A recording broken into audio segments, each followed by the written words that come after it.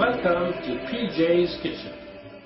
My name is Peter James from peterjamesx.com with the Babylon Report.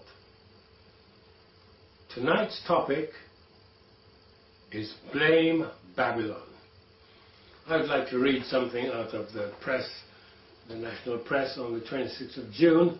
It says, terrified, tearful in Helmand in a conflict that grows more painful each day. This young soldier, this is the report of a young soldier who died. His superior officer, when asked how he was coping with the loss of the popular young soldier, the colour sergeant's hard image faltered for a split second. Broken man, he said, and he spoke for all the soldiers of the 1st Battalion. Some said, I'm terrified, my heart is beating so fast. Another, we were all nervous. Another one, I didn't want to leave camp. It was the scariest thing I've ever done in my life. They all loved this soldier who lay terribly wounded. He was a strong person. And there they were looking on the floor at this man who was now so frail and in so much pain. 15 of his closest friends stood together and drank toast to him, unashamedly sobbing. The young man had died. And this is happening over and over again. Wives have been left behind with young children. It's a very, very sad tale. But who is to blame? Well, as we have said in other videos, the blame goes fairly and squarely to Babylon. And that's what we're going to look at. In Revelation 17 verse 5, it speaks about a woman. And it says, and upon her forehead was a name written. And this is one of the few places in the Bible when all capital letters are used. Mystery, this is the name that was written. Mystery, Babylon the Great, the mother of harlots and abominations of the earth. So what is that telling us? It's telling us that there is a mystery religion. Anyhow you hear about a woman, it's often used in the Bible to represent a church. So we have a church that is a mystery. Well, I can tell you that the church that has all the mysteries is the Roman Catholic Church. Everything is a mystery. But something else, we tend to know this, that she's the great mother of harlots. So all the daughters that came out of her are very similar to her. They are her harlot daughters. So though they think they are following Jesus Christ, they're not. They're actually following their mother. But what we do not realize often is that it then says, and abominations of the earth. She is the mother of abominations of the earth. So anywhere you see an abomination, who is responsible? According to this verse, Babylon is. Very, very sobering stuff. The next verse, verse 6, this is Revelation 17, says, and I saw the woman drunken with the blood of the saints and with the blood of the martyrs of Jesus. And when I saw her, I wondered with great admiration. She was an attractive woman, like many prostitutes are. In case we don't know who she is, the verse 9 says, and here is the mind which hath wisdom.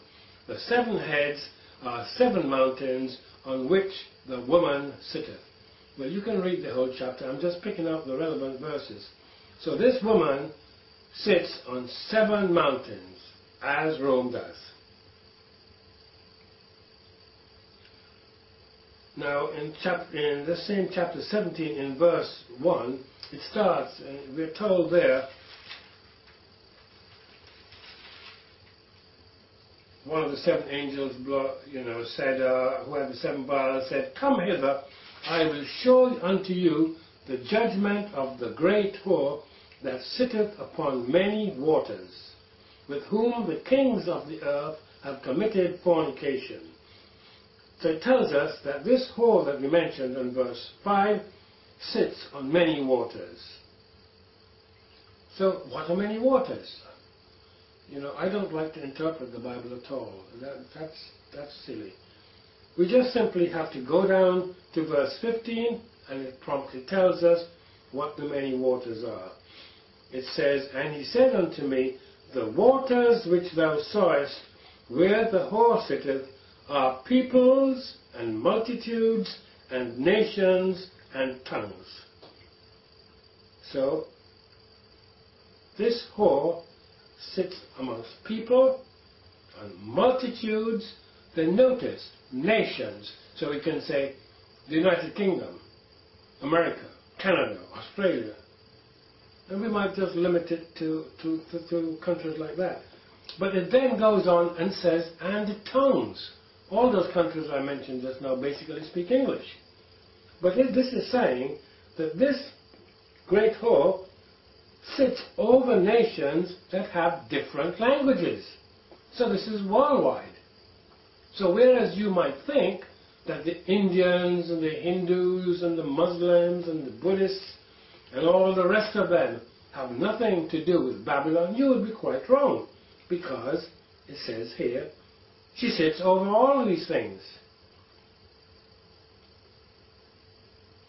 And it says in verse 18 of the same chapter 17, "And the woman which thou sawest is that great city which reigneth over the kings of the earth." So it's telling us quite clearly, all the leaders of the earth are reigned over by Babylon.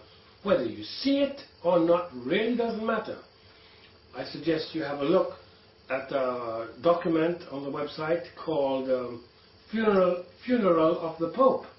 And there we explain quite clearly that all the leaders of the nations, Prince Charles, the Bush Senior, Bush Junior, Clinton, all the leaders, they all went to Rome to pay their respects. That's what they were doing. They were bowing down to the deceased Pope. And verse 3 of chapter 18 says, "For all nations have drunk of the wine of the wrath of her fornication." See that? All nations. It doesn't leave out any. "And the kings of the earth have committed fornication with her. And the merchants of the earth are waxed rich through the abundance of her delicacies." In a previous message, we dealt with her reward, double and double and double again.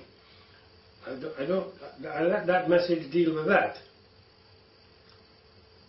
It says in verse 9, chapter 18, "And the kings of the earth who have committed fornication and lived deliciously with her shall bewail her."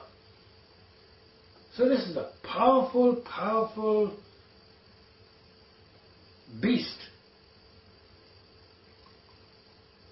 But we don't see this going on, so we don't know.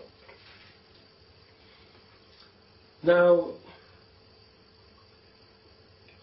in verse 12 of chapter 18, it lists a whole lot of things that this Babylon deals in.